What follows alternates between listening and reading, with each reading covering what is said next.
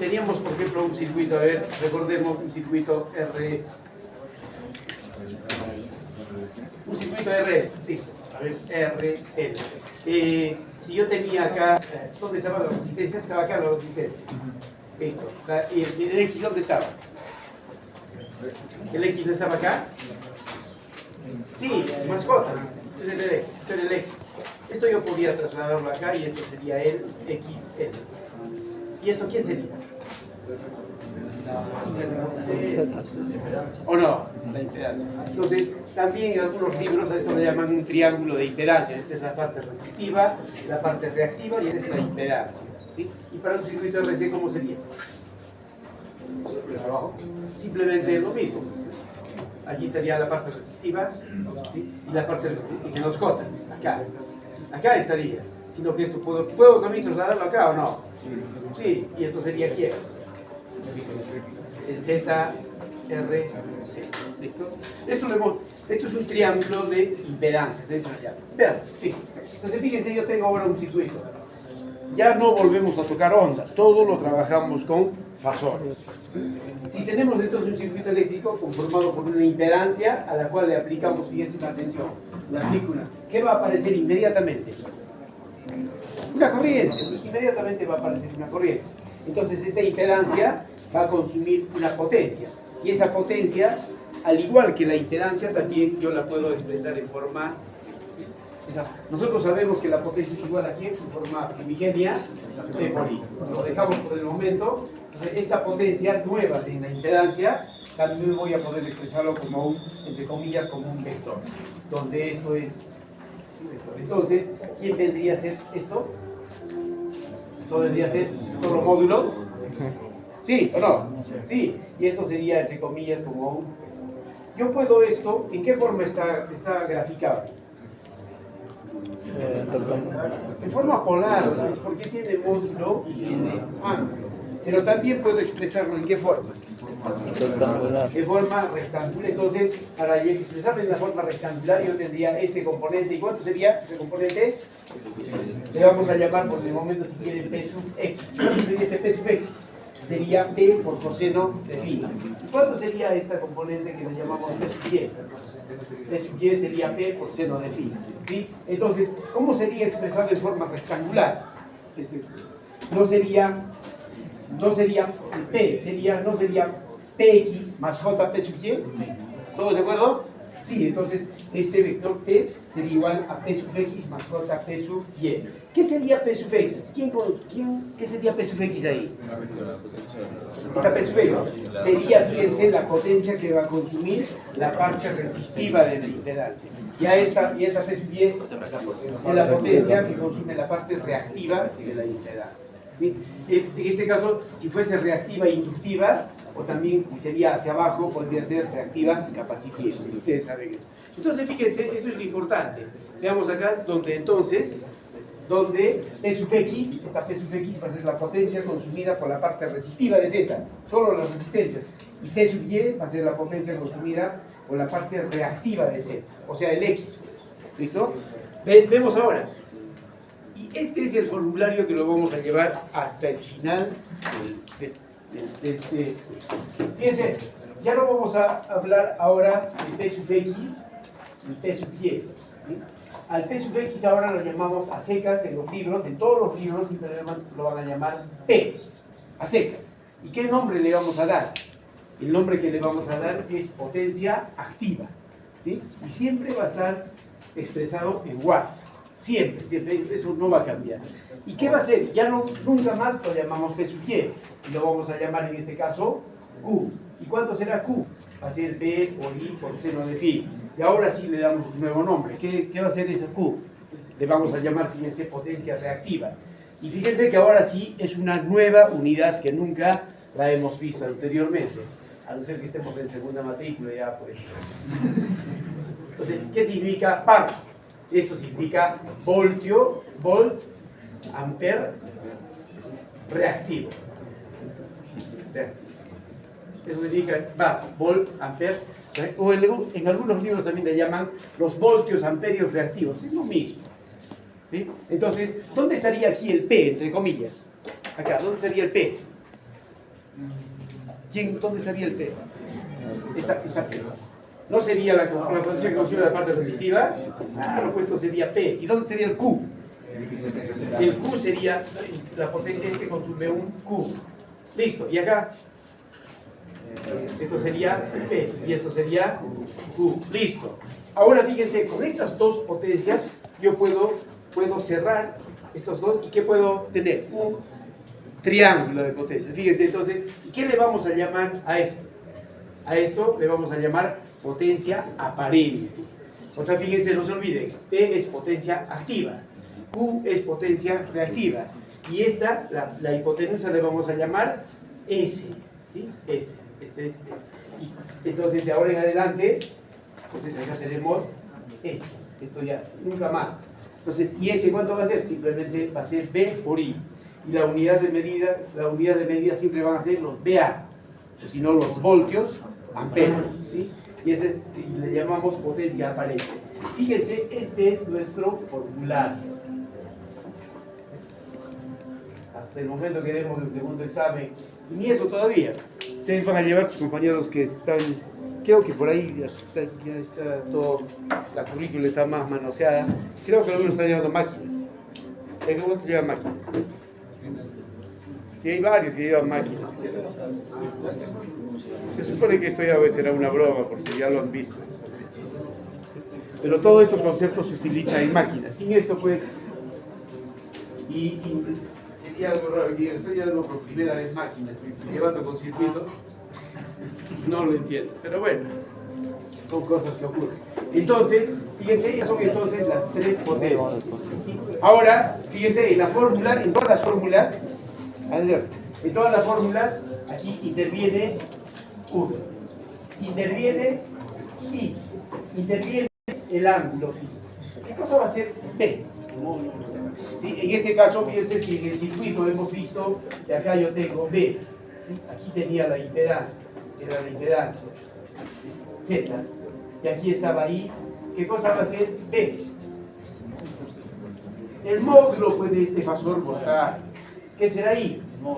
El módulo del fasor corriente. ¿Qué será phi? Va a ser el ángulo entre quién? Entre el fasor voltaje y el fasor corriente. Igual también, ¿a quién sería entonces el phi? ¿Al ángulo de quién? Alguien, de la impedancia. ¿Quién dice impedancia? A medio punto, entonces creo que a la vez. Sí, hemos dicho también que el ángulo entre el voltaje y la corriente es el ángulo de la impedancia. Listo, ya está. V, el módulo del fasor voltaje, I es el módulo del fasor corriente, phi es el ángulo de fase entre el voltaje y la corriente, o si quieren también el ángulo de Z, el ángulo de Z, el ángulo de la impedancia Z. ¿Sí? Y también fíjense a por ejemplo, si ustedes tienen un motorcito eléctrico, y en el laboratorio vamos a ver eso, en la placa del motorcito aparece el cos phi. ¿Sí? No solo aparece el voltaje, no solo aparece la frecuencia, todo esto. Y vamos a verlo esto en la siguiente semana. ¿Sí? A este cos phi se le llama factor de potencia. ¿Sí? O también le llaman el PF. Hay un instrumento que sirve para medir exactamente ese cos phi, que se llama el cosfímetro. ¿Sí? ¿Qué pasa si me da el cos phi 0.8? ¿Cómo es el phi? Saco el ángulo cero, listo, ya tengo el ángulo entre el voltaje y la corriente. Listo. Ahora veamos, con estos tres tipos de potencia, ahora, observen bien, ¿en qué forma está escrita esta potencia activa, reactiva y aparente? Como magnitud. ¿No es escalar? Sí, pues es escalar. De estas tres potencias, P, Q y S, la única que se puede escribir como fasor es la potencia aparente, la S. Nunca P, tampoco Q, ¿de acuerdo? No se olviden por eso. Y aquí está, ¿sí? Aquí está. Ojo, ¿sí? La potencia aparente es el fasor voltaje y hay un pequeño I asterisco, si no se ve bien. Lo voy a agrandar un poquito. S es igual a B por y con qué le digo jugado, ¿qué era ahí? ¿Recuerda?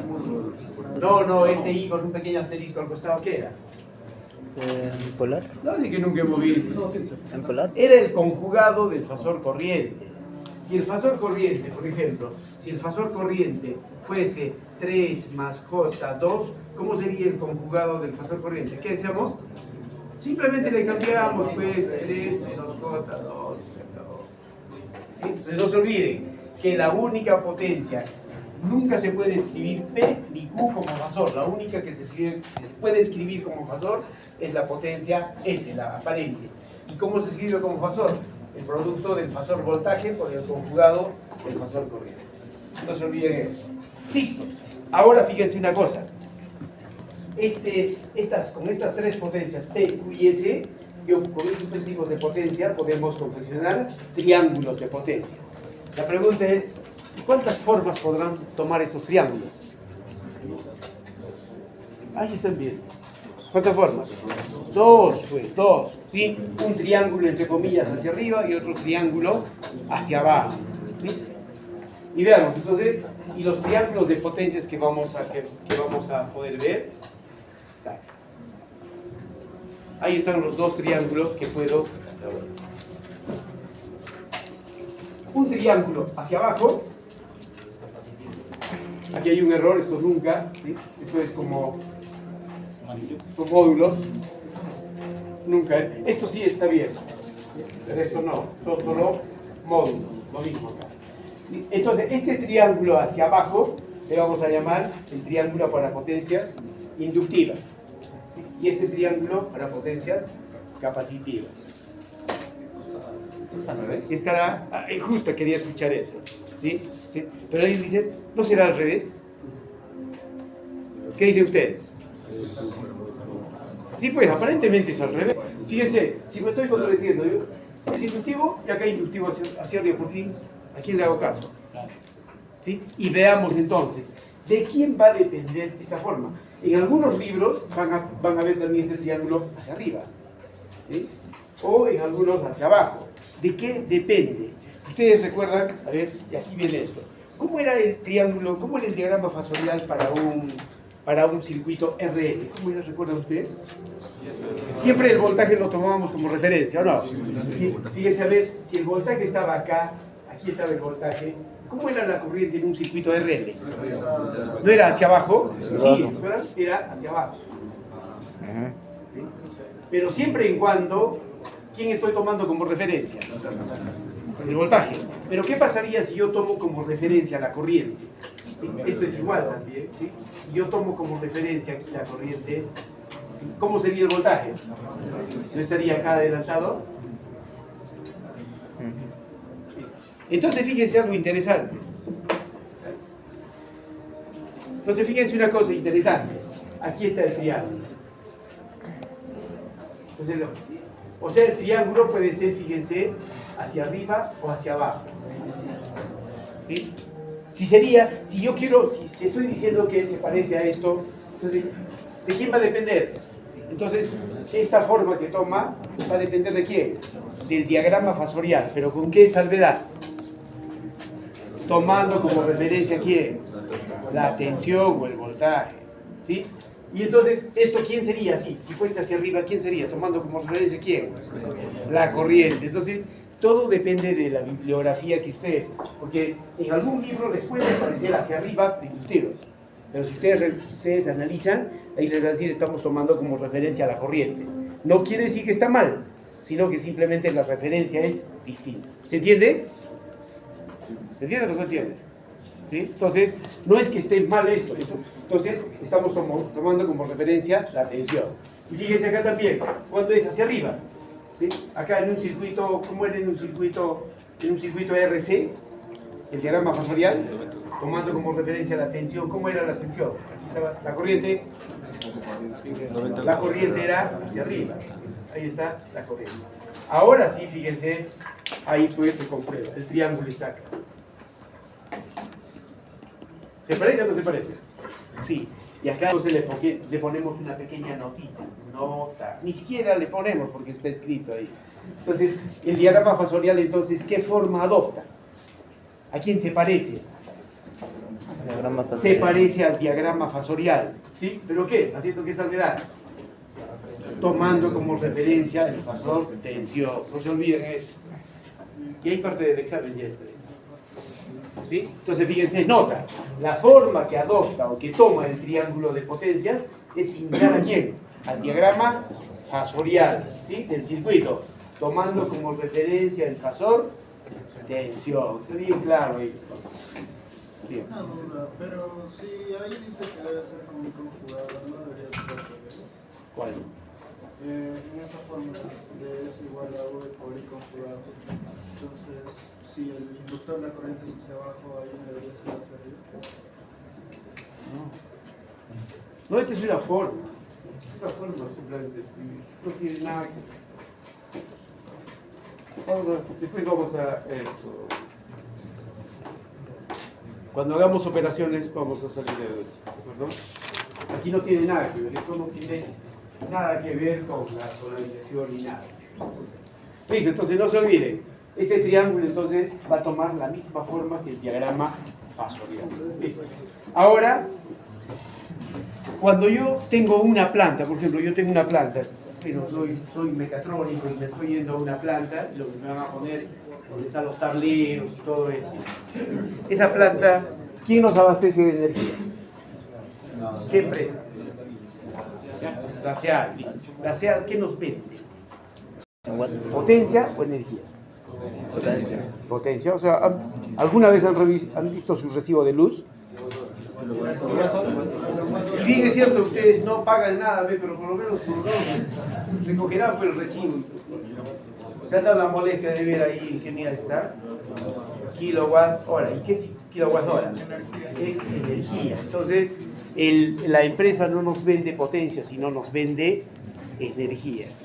He visto acá dos nuevos rostros, bienvenidos. Ya saben a quién.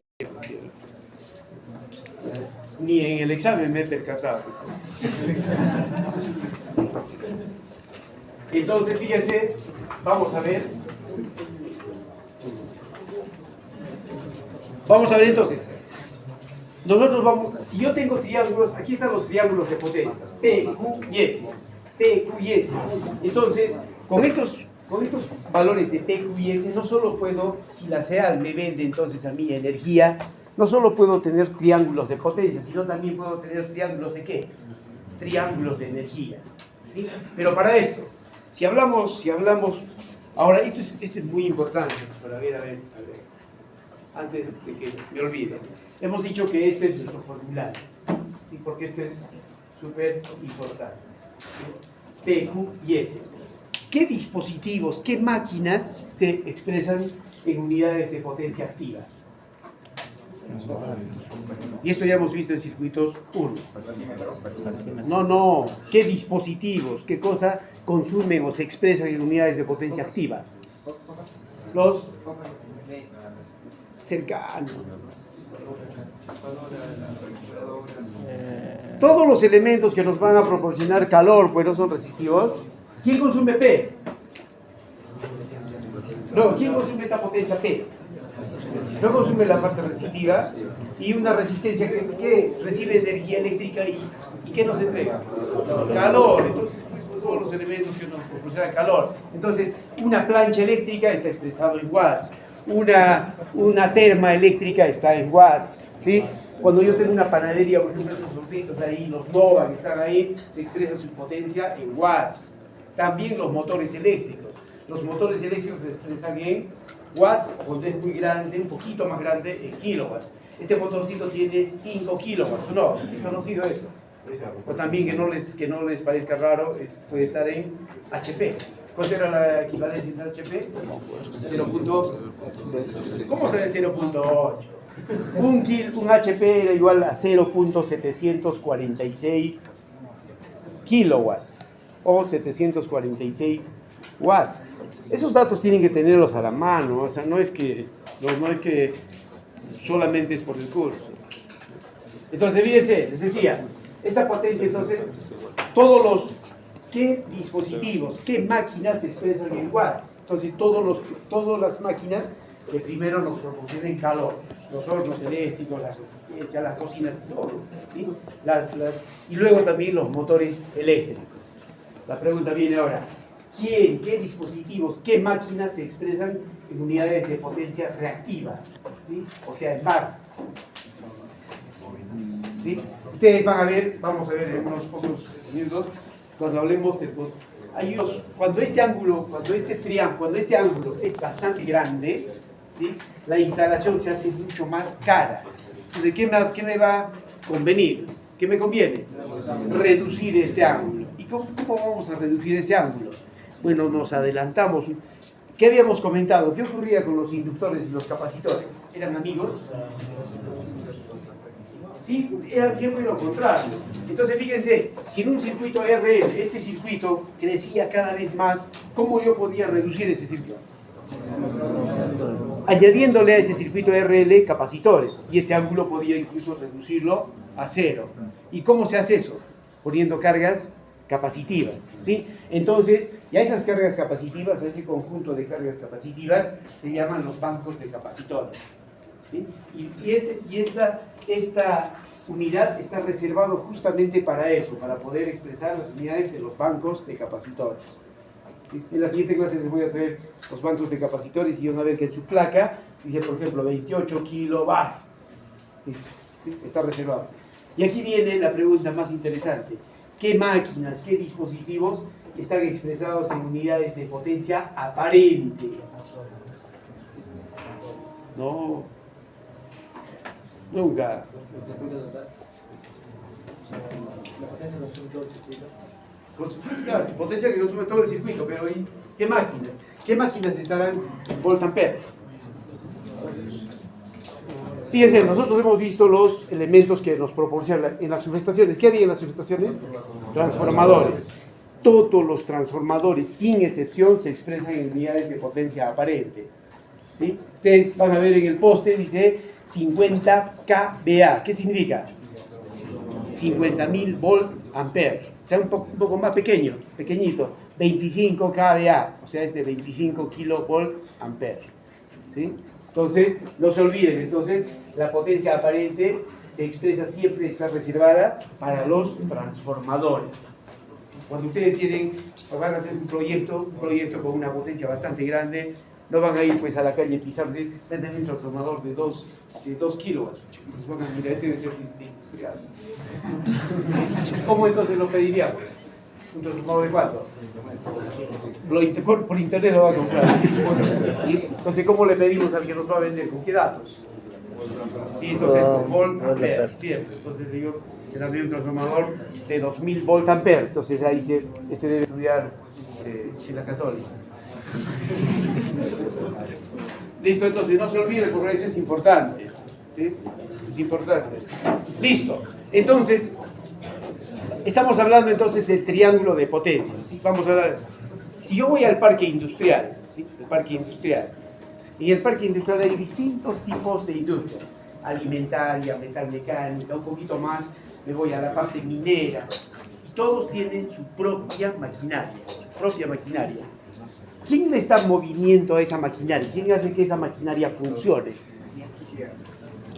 La energía, pero ¿qué tipo de? ¿Quién le da?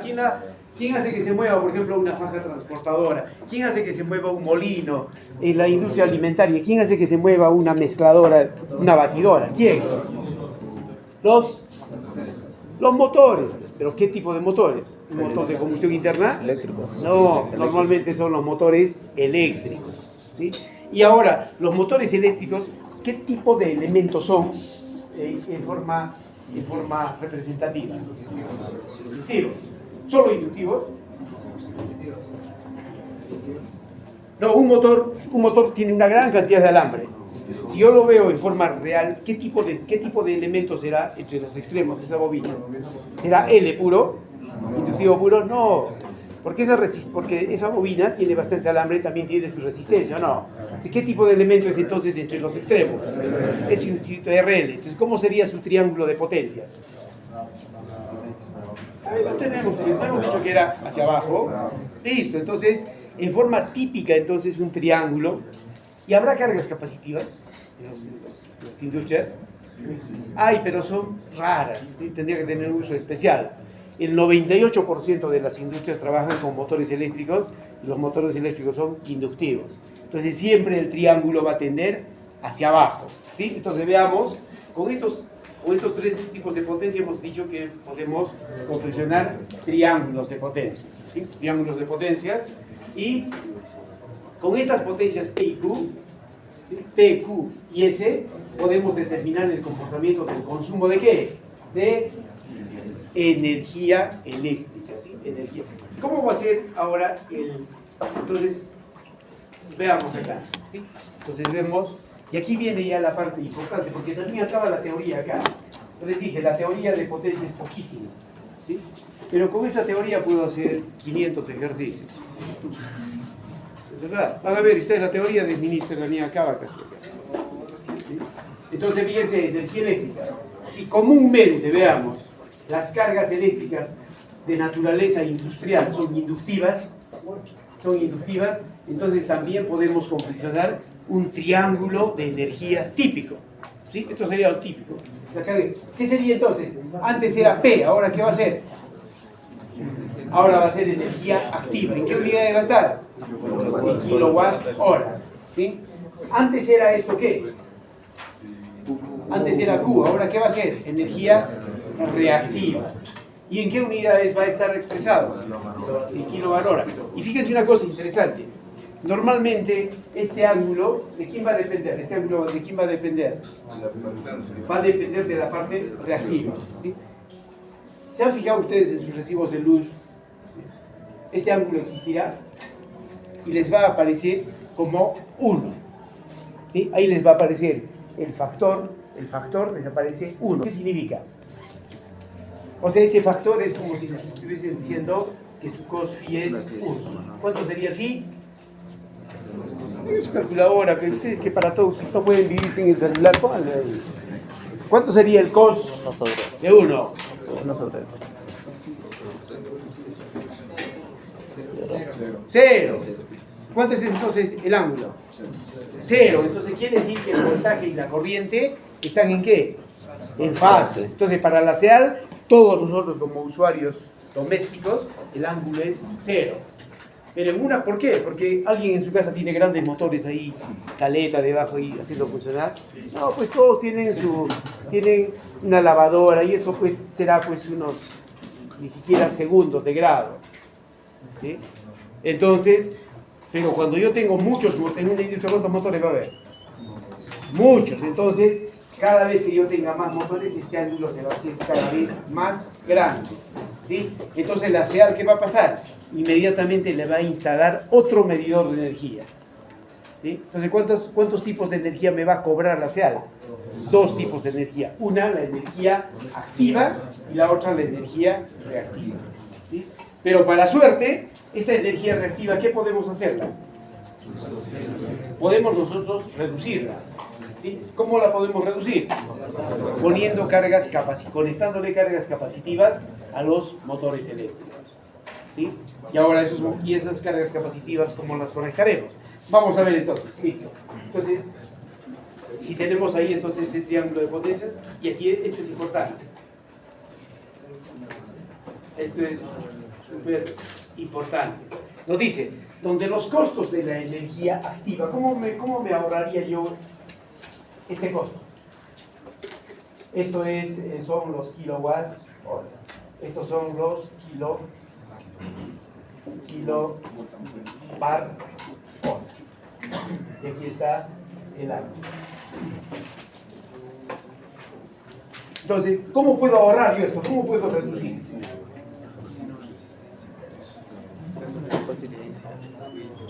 La única forma no sería apagando los motores. ¿Qué tipo de ahorro sería? ¿Sí? Entonces, esto es invariable, esto no puede cambiar, a no ser que yo apague los motores. Pero sin embargo, esto sí se puede reducir sin apagar nada. ¿Solo qué? Reduciendo el ángulo. ¿Y cómo reducimos el ángulo? Simplemente conectándole a las cargas inductivas de los motores, le conectamos cargas capacitivas. Y fíjense, esto es importante, nos dice, donde los costos de la energía activa, pues no varían mientras las cargas estén conectadas. ¿Sí? No varía, eso no puede cambiar. mientras que la energía reactiva, pues esta energía reactiva, se puede disminuir. ¿Cómo se disminuye esto? Lo cual se consigue reduciendo el ángulo phi. ¿Cómo logramos reducir ese ángulo phi? Entonces, para lo cual conectamos cargas capacitivas, o sea, condensadores, o también no solo es un condensador, sino pueden ser varios. Y a esos varios le llamamos, ¿qué? Bancos de condensadores, ¿sí? Conectados en paralelo a la carga. O sea, si yo tengo acá no solo un motor, este es representativo, puedo tener muchos motores, entonces le conecto en paralelo un banco de capacitores, ¿sí? Entonces, si le pongo cada vez más capacitores, incluso puedo ahorrarme todo y puedo pagar lo mínimo o cero, ¿sí? ¿Y cómo conseguimos eso? Justamente vamos a ver. Ahora alguien se preguntará, pero dice, ¿por qué no le conecto pues en serie? ¿Qué va a pasar? ¿No pasa? A ver, fíjense.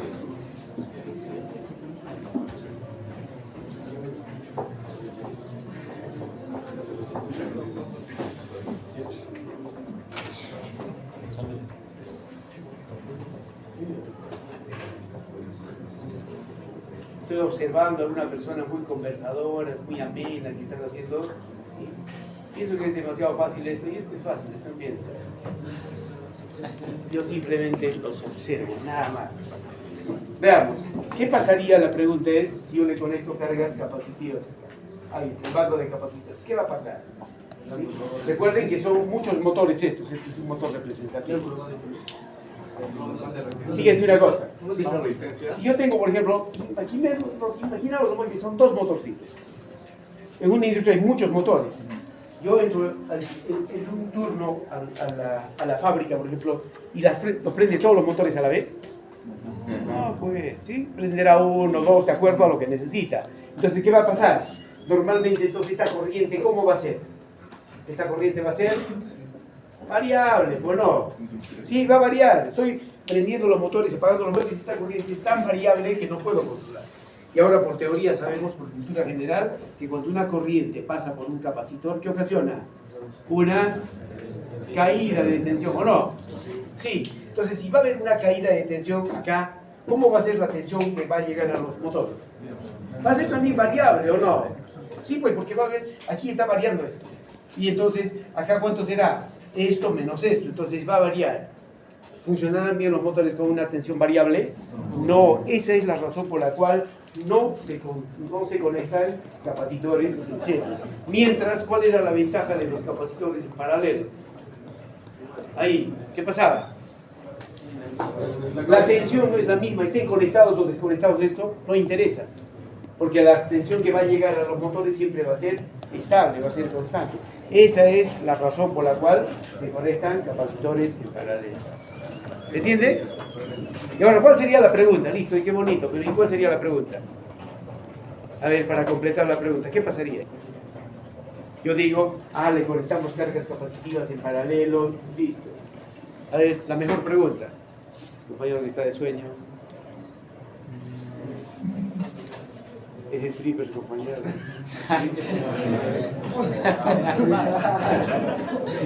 Su compañera del lado de su ayuda. A ver, ¿cuál sería la pregunta natural que surge ahí? Para que esté completa.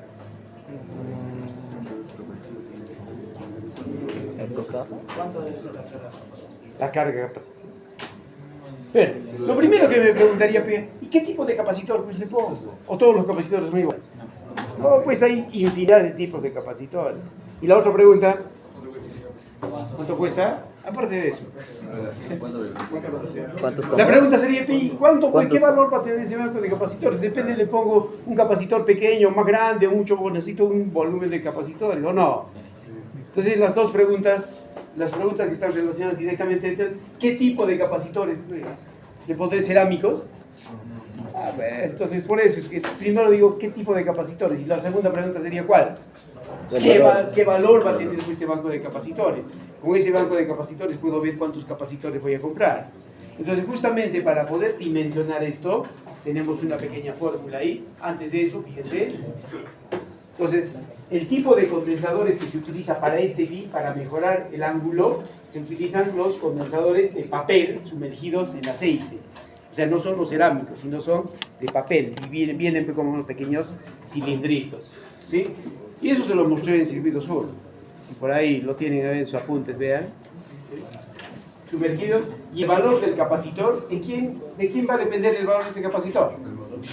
Va a depender, pues, no, va a depender de cuánto quiero reducir, ¿sí? ¿Qué pasa si no quiero reducir nada?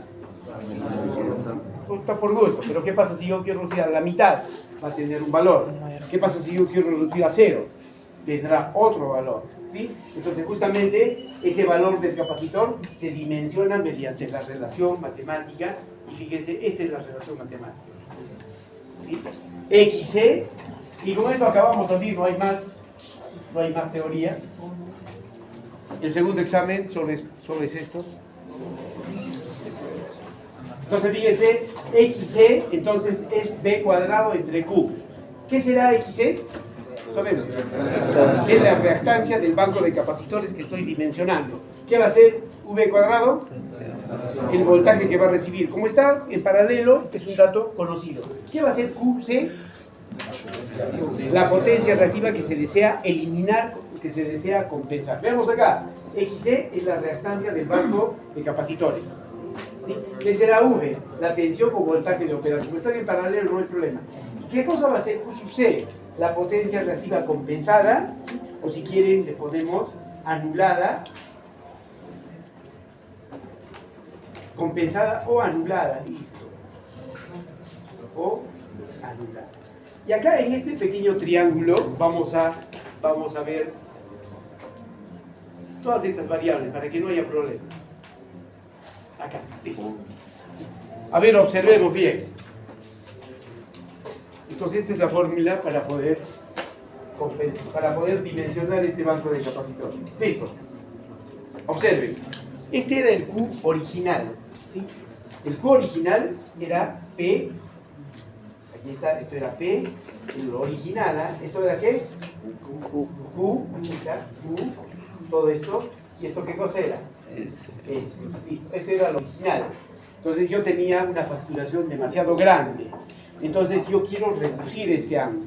¿Dónde estará este Q sub C? Entonces si yo reduzco el ángulo, observen bien acá, si yo reduzco el ángulo, ¿cómo va a ser ahora el S? ¿Va a variar el S o no va a variar el S? Sí. ¿El P va a variar? No, esto es constante, este P es constante. El Q sí va a variar porque ya no va a ser un Q, llamémosle antiguo, va a ser un Q nuevo. ¿Y el Q nuevo cuánto? Este va a ser el Q nuevo. ¿Y ese Q nuevo de quién va a depender? De cuánto pues yo quiera reducir. Si el triángulo, por ejemplo, era 45 grados, vamos a suponer. Entonces la política económica me puede decir, yo quiero reducirlo a 20 grados. Ese ángulo podría reducir. O puedo reducir a 15, ¿sí? Puede ser a 10. O si quiero, pues, si tengo dinero, ¿qué puedo hacer? Puedo reducirlo a 0. Entonces todo depende entonces del ángulo. Entonces aquí esto para mí es Q sub N. Y Q sub N. Y por lo tanto esto sería ¿quién? Esto sería el S N. ¿Sí? Y esto sería ¿quién? El phi nuevo. El antiguo será lo que me ha dado los cálculos. ¿Dónde entonces está lo que me estoy ahorrando? ¿Dónde está el Q sub C? ¿En qué parte está el Q sub C? Lo que ha desaparecido. Hemos dicho que esta es la energía reactiva compensada o anulada. ¿Qué se ha anulado? ¿Dónde se ha anulado? ¿Dónde está el Q que se ha anulado? Justamente después todo esto. Esto es lo que ha desaparecido, pues. ¿Sí? Entonces esto es, fíjense, el Q sub C. Esto para mí, este es el Q sub C. Numéricamente, entonces, ¿cuánto es el Q sub C? Veamos acá. ¿Sí? Este Q sub C, ¿cuánto sería lo que me ahorro? ¿No sería el Q antiguo menos el QN? ¿O no? Sí. ¿Y el QN cuánto sería? Si esto no varía, ¿no sería P por tangente del phi nuevo? ¿Sí? El Q sub C, ¿cuánto sería? Sería el Q original menos el QN. Se acabó. Y no hay más teorías. Y tenemos acá un pequeño ejemplito. Ejercicio. Y solo con este ejemplo podemos hacer muchos exámenes.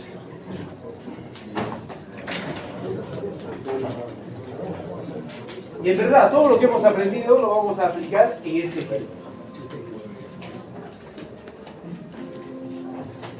Si por ahí la fecha del examen nos sorprende, con la teoría que hemos visto podemos dar tranquilamente el examen. Sí. Y vean ustedes, no hay más teoría tampoco. ¿Eh? Vean el librito del Minister, pero hay creado 50 ejercicios.